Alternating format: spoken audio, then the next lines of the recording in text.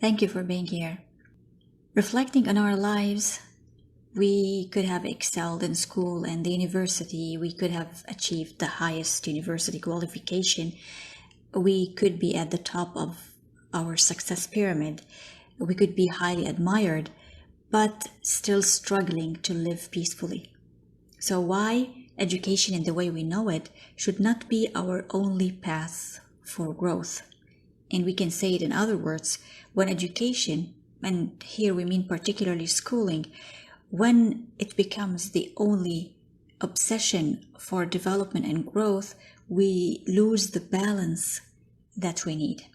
So the point here is to draw the attention to education at a different level, and also to draw the attention to 5 other robust learning forces that most of us fail to recognize.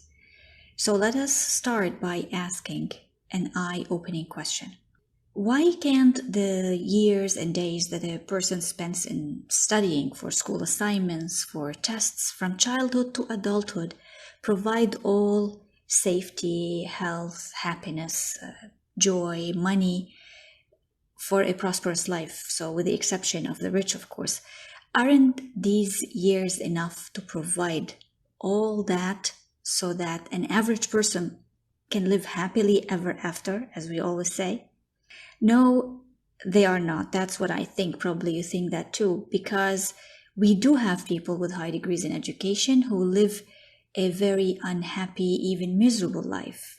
Now, what if the scenario is that we can have high degrees in education, but we can also have a stable, nourishing life where we see problems as learning experiences instead of living stressfully, trying to follow up on all the tasks and all the obligations so that we can prove to ourselves and to others how capable we are in achieving the best results that we can ever dream of. So here we have missing links. From my 43-year-old personal and professional experience, I realized that there is much more to what we see outside in our world. And I have put all this in a specific approach that I think it may bring all the threads together, and I will talk about this approach in details later. In this approach, I see education, which I prefer to refer to it as learning. I see it as a part of a 6-fold structure that embraces 3 disciplines: unlearning, reflection, and reciprocity. So what are these 6 sources? Number 1 is learning from the self.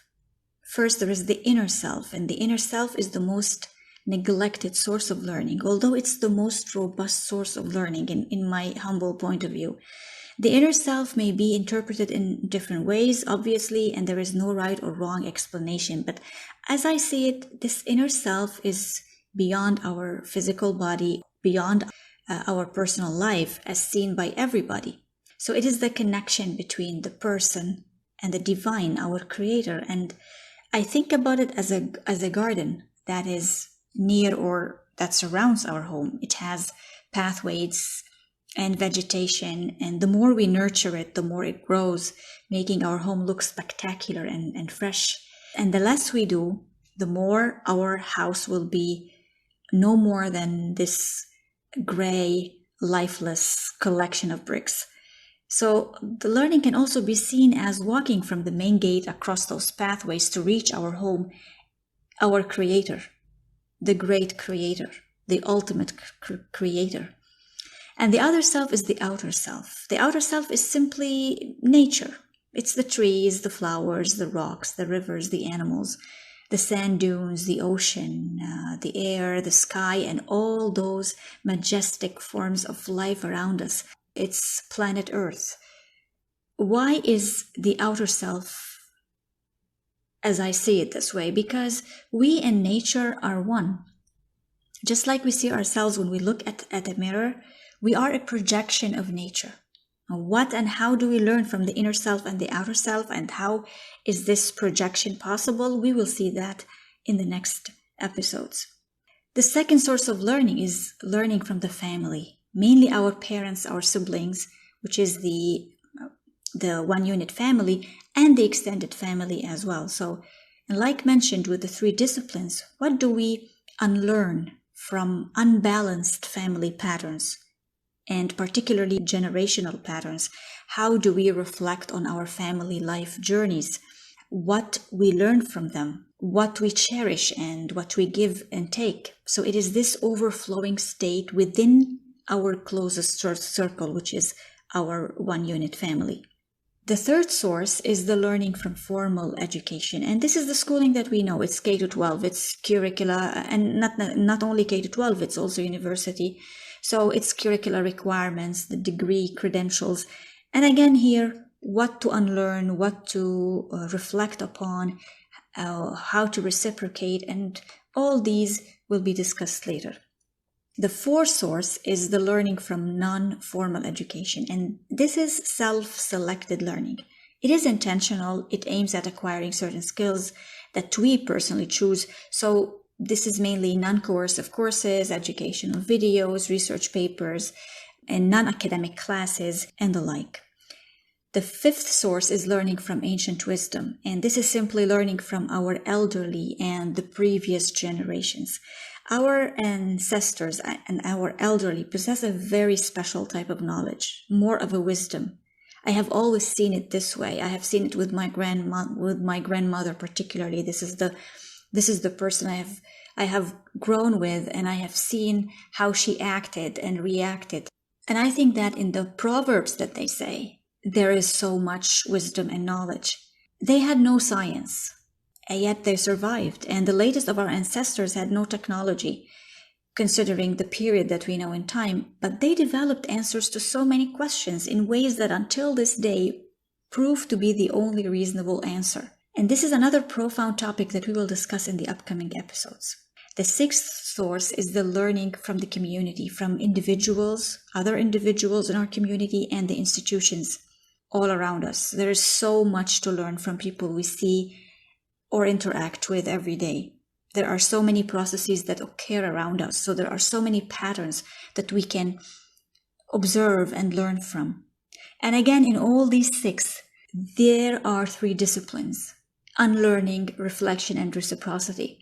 Now, some may say that learning from the family, community, and the surroundings is informal education because it's the learning that is not planned, or also referred to as experiential learning. And this makes sense, but I prefer to present it at a deeper level.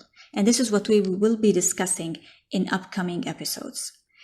I prefer to use learning and instead of just education. And learning, as I see it, is this six-fold structure. So schools and schooling are only 1/6 of the knowledge and experiences needed in life. Now, this doesn't mean that there is no need to go to the universities. Definitely not. This is not what I call for. We still need to study a subject we like in depth, and the subjects that we are good at, the subjects that we can really contribute to. We still need to have qualification papers that differentiate the one who has worked diligently from someone who did not. We still need experts. We still need researchers. So what is needed then to pull these things together? I think the first thing we need is to redesign schooling so that schooling leads to the university, but without the unnecessary curricular components. We need to add more experiential learning and have less tight schedules. We need to add more skills and less school tests.